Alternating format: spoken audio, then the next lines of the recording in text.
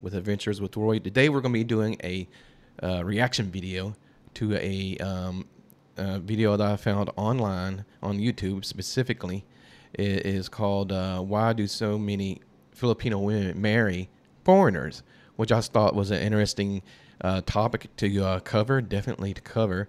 So I'm excited about bringing that to you and having you give your thoughts and put it in the comments what you think. You basically. Not just comment on the live, but also comment on the comments on the video itself and let me know. So what we'll do is we'll go ahead and get started on here. Okay, guys? Let's do this. Po. So, ang tanong po namin is, nakapag-date na po ba kayo ng foreigner? Foreigner? Hindi pa po. Hindi pa po. Not yet. Pero po sakaling open po ba kayo mag-date ng foreigner? Kung wala akong boyfriend, why not? Hindi pa po. Hindi pa po ako nagkakajowa since birth po. Wala. Pero open ho kayo mag-date ho ng foreigner? Siguro, opo, yung Korean kong. Opo, may lahi. So, taga I anong don't bansa know po either. sila? India, and yung isa is American po. Okay lang ho ba kayo na hindi lang date, di lang jowa, or magpakasal ho sa foreigner? Okay lang ho ba sa inyo yun? For me, okay lang naman po siya. Pero yung sa ano po kasi nila, in-explain niya po sa akin na iba yung culture nila sa culture nating mga Filipinos. So parang sabi ko, okay lang naman sa akin, maano ko naman, mabilis lang naman ako mag-adapt, tanggap ko naman, kaya kong aralin yung mga cultures nila, tanggap ko naman, and so on. And I said this before that basically when you get into a relationship with a Filipino, you kind of had to have that conversation with them about the different cultures that you have to get used to it because some people like I think Indian cultures, even though they had that conversation, also too American cultures. Not American, but the like Hispanic cultures, I think they can not relate, they can better understand because there is a different, dynamic in the culture, if you might say. So I think for Westerners, it's a little bit more, let's say, difficult to be able to understand the Filipino culture. Not difficult, but it's harder.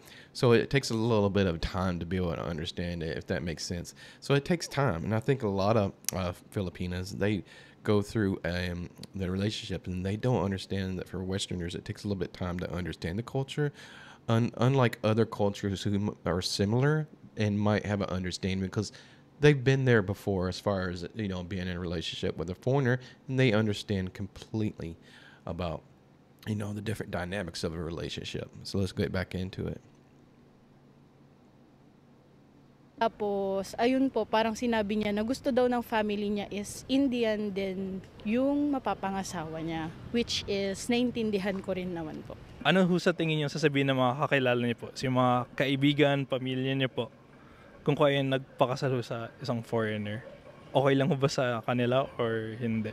Parang i-judge ka nila kapag ganun, parang sabihin, pinaperahan mo, ganun Yeah. po. Sa family ko, okay lang kasi sa mga relatives ko meron naman sila mga husband din na mga foreign. Kaya feeling ko yung mother ko, meron siyang asawa ngayon na American din naman. Kaya feeling ko okay lang sa kanila. May anak ko kong babae na meron siyang boyfriend na foreigner. Actually, marami naghahantay Marami nag-aabang sa pagdating niya. Dahil nasa edad na nga yung anak ko, siyempre gusto ko na rin mag-asawa siya. Usually po, galing sa anong mga bansa po ang nakikita niyong mga foreigners po dito sa Pilipinas ngayon? Sa Pilipinas, sir, marami dito ngayon. Australia, US, then Korea, saka Japanese. May mga Taiwanese na rin. And, a lot of, like I say, a lot of Filipinos I talk to that are dating foreigners, they get that from other Filipinos that, why are you dating a foreigner? Or you're doing it for money. But that's not the case all the time. Even people in my comments in the videos, if you're looking in my past videos, you'll see them. They'll be like, "Oh, she's doing it for the money," and that's not the case, guys. That's not the case at all. I mean, that's because you have that mindset where you got that Western mindset or any mindset that you go straight to the negative and you think everybody's doing it for a certain reason. Now, that might be the case in certain things, yes, but it's not always the case. So you need to like stand back a little bit and watch the relationship and see what happens in the relationship, the dynamic in the relationship. Let's continue. Europe, ganun po. Sa Australia, ganun. Sa UK, ganun po. Dito sa Pilipinas. Madalas yun, yung mga puti. Gaano po ka-common po na nagpapakasal po ang mga Pinoy pa sa mga foreigner sa tingin niyo? Parang ang common na siya these days kasi madami ding mga OFW na nagkaka-relationship sa mga foreigner tas end up nila is magpakasal din po. Para sa akin, normal lang dahil marami na nga akong kaibigan at kakilalang nag-asawa ng foreigner. Meron akong friend na nag-asawa ng British, meron ding Amerikano, meron ding Japanese, meron ding Koreano, kakilala ko, yung iba kaibigan ko.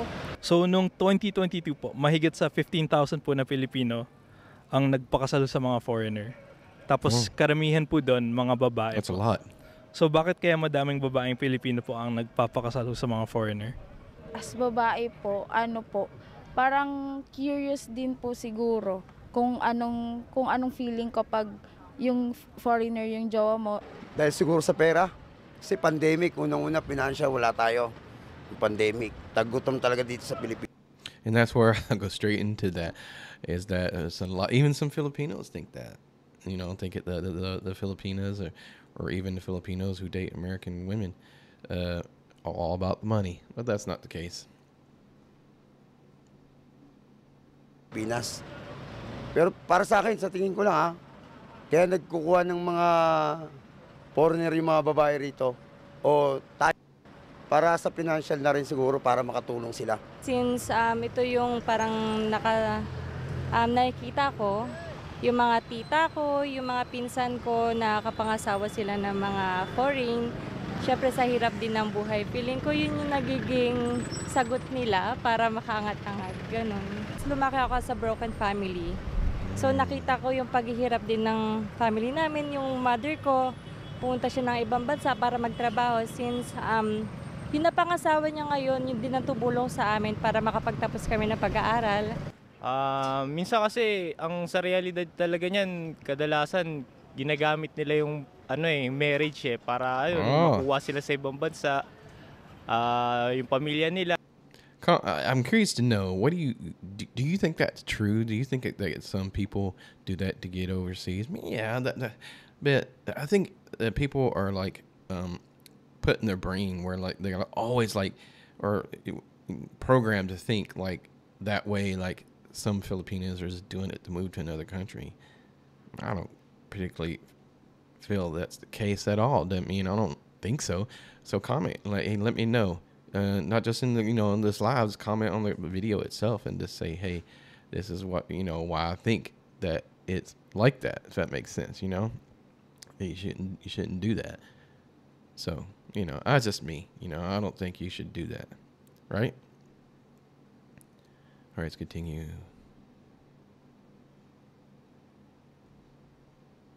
Makuha galing Pilipinas, dadalhin sa diba, alam mo yun? Yun. Yung lalaki, pag may nagustuhan silang Pinay, tas yung Pinay papakasalan nila, diba, yung foreigner, para upang matulungan na makapunta sa ibang bansa, yung babae, lalo na, pati yung pamilya, kumbaga isi-save. Diba? Alam mo yun, ganun. Kadalasan. Alam mo cancel out. Canceled. Pero po kasi, mostly po talaga kasi, yung ibang kakilala ko, hindi ko na napapangalanan, parang more on green card, ganun po, makapunta, makaangat nga po sa buhay. And yung partner po nila is parang willing naman po tumulong sa mga... That is so interesting that some Filipino people feel that way about the people in their country that date foreigners, that some of them do it for green card. What do you think? I don't know. I don't know if that's the case for everything. Every time I met. Mga pamilya nilang nandito. Kaya ayun po, papakasal po sila doon. May mga kwento po ba kayo? Or okay lang ho naman na hindi? Meron po. May kakilala po ako na yung asawa po niya is Australian. And yung Australian po na yun is nakilala niya sa isang resort. So parang matanda na talaga yung Australian. And kailangan na niya ng partner. Gusto niya magkaanak. Tapos, ang sabi kasi ng Australian na yun is gusto niya talaga ng Pilipina. Kasi ang Pilipina daw po, masipag, tapos maano sila, family-oriented, ganun po. So, parang gusto niya na may makakasama siya, yung hindi siya iiwan talaga. Nagka-developan naman po sila, nagkaanak sila. Tapos, ayun po, nung sinabi ng babae na okay lang ba na tulungan mo ako makapunta, tutulungan kita sa trabaho pagpunta ko doon. Tapos, ayun po, nagka-work yung babae, siya na yung bumubuhay ngayon dun sa Australian na yan. Habang inaalagaan niya rin po yung anak niya at asawa niya. Para sa inyo po, pag pinagpili po kayo sa foreigner or sa Filipino po, para ipakasal, ano po pipiliin niyo? Pinay po. Alam ko yung ugali ng mga Pinoy kaysa sa yung bansa. Filipino. Parang mahirap kasi yung communication between sa other foreign, di ba? May mga language sila or yung English. Paano pag nagka-misunderstanding kayo, di ba? Mahirap din yun. Yeah, I'm curious to know if you're a Filipina, or if you're Filipina, can tell you, or you ask them, say, hey, does this happen? I mean, do you think that most Filipinas specifically only want to date Filipinos because they have a better understanding of their culture?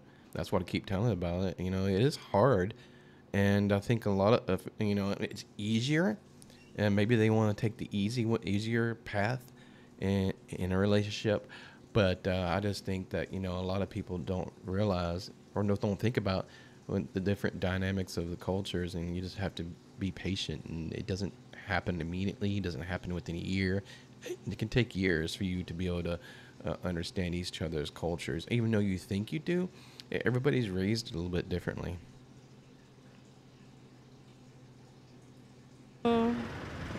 Feeling ko Filipino. Yeah. Bakit po? Kasi mas mas maalaga. Alam nila kung paano rumespeto. Kasi ang dami kong nakikita na may jowa or may asawa silang ibang lahi. Tapos minsan sinasaktan sila. Ganon, yung hindi nila nalalabas yung gusto nila kasi parang feeling nila hindi sila naiintindihan. Kahit na marami akong kakilalang nag-successful yung kanilang pag-aasawa ng foreigner, meron din akong mga ilan-ilan na kakilalang hindi nag-success. Dahil siguro ang iniisip lang nila, pag kinuha sila, gaganda yung buhay nila. Hindi muna nila kinilala yung foreigner kung makakasundo ba nila ng pamilya nila, tsaka mamahalin sila, pati yung kultura nila. Ayun kasi yung number one na pinagkakagalitan Unang-una yung kultura, tapos yung ugali ng bawat isa. Mayroon po bang stigma or pagtingin sa mga babaeng nagpapakasal sa mga foreigner dito? Ano po? Ano po yung mga yan? Ano nga po, parang sabi nilang gold diggers, ganun. Pero hindi naman po lahat. Di ba minsan It's crazy that people have different understandings about not the understanding. I guess you could say understandings of what they perceive the relationships are. So that's crazy to know that if I'm walking with my girlfriend and we're walking down the street and I'm going to be like wondering, I don't care. But now in the back of my head, does that person really think that she's doing it for money, or doing it to get a green card, or just doing it for whatever reason, the selfish reason that they think that it is? It's crazy. Judge natin agad yung isang tao. So, mga naririnig ko minsan, pera lang yung habol, ganyan. Pero just for the money. hindi naman lahat ganon. Commercial. Woo! Kapitbahay. Pinag-ismisan sila. Yun nga po. Yung nagpakasal sa AFAM. Nakakaangat na siya sa buhay. Yaman na, ganyan. Ganun po yung perspective nila sa kapag yung nagpakasal po yung babae sa isang AFAM or foreigner. May stereotype po na nagpapakasal sa mga foreigner, mga babae po para sa pera or green card or para lang makaalis ng bansa. Sa tingin niyo po, gaano po ito katotoo? For me po kasi parang joke lang po yung tingin ko po sa ganun po. Kasi there are a lot of Filipinos din naman po na may kaya or above average po yung standing sa society po natin. Yun lang kasi nakikita ko ngayon sa panahon ngayon eh. Yung iba kaya kumukuha ng mga kano o mga Amerikana. Pero siguro mahal nila ang isa't isa. Pero hindi rin natin masasabi kasi unang-una ang mga kano may mga pera yan eh. Tapos tayo mga Pilipino, kung saan ang may pera doon tayo eh, di ba? Tayo taga-judge lang tayo pero hindi natin alam kung ano yung totoo. May mga personal ako mga kilala na ganun. Pero hindi naman siya That is so totally true. tungkol sa pera, pero kasama na rin. Kasama na talaga yun. Nakapag-asawa siya ng foreigner sa ibang bansa, tapos nung kinasal sila doon, tinulungan ng lalaki na foreigner, yung babae na Pinay, nakunin yung pamilya niya, palitan ng apelido, dalhin doon, mas magandang buhay, mas malakas yung kumita, mas magandang trabaho, ayun. Alam niyo po kung anong bansa ho yan or... Canada yun eh. Hindi ako parang Canadian. against doon. Kasi, kaysa naman piliin mo yung tambay, di ba? Kung ako babae, malamang, mas pipiliin ko yung kayang buhayin ako, maging yung pamilya ko, maging sa susunod ng mga pamilya, ayun. Practical move lang din. So sa tingin niyo maganda or masama ho ito para sa bansa? Sa dami ng Pilipino nagpapangasawa sa mga foreigner? Para sa akin, okay lang din. Para ganun. Parang mag-mix din eh. Maganda rin kasi yung yung Pinay, Asian to ibang foreigner, 'di ba? Maganda rin yung mix ng lahi, alam mo yun. I think okay lang naman po kasi po parang mas lumalawak din po yung knowledge natin sa iba't ibang culture, ganun. Hindi lang tayo dito sa isang bansa, alam natin yung parang yun, iba't ibang bansa din, alam din natin yung culture nila, ganun. Para sa akin, pag magmahal ka ng foreigner, hindi That was a naman good masama. answer from her, Yun right? nga lang, ang pangit nandun kasi yung tingin ng ibang tao.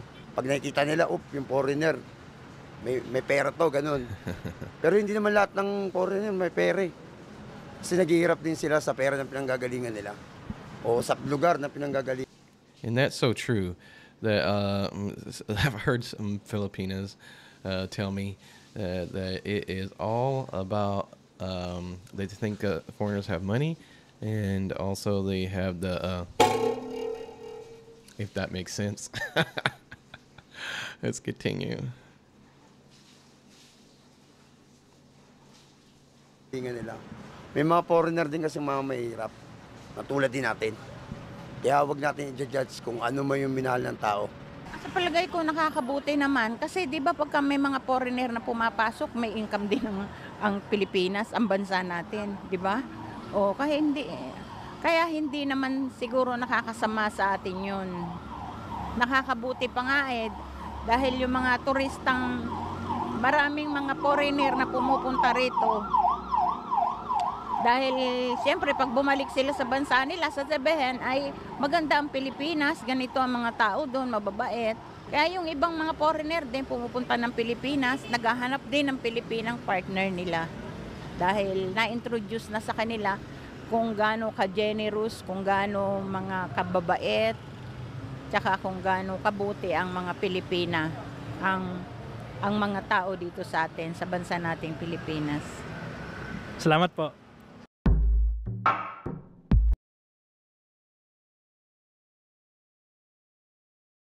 that a lot of Filipinos and Filipinos have different, not understanding, different opinions about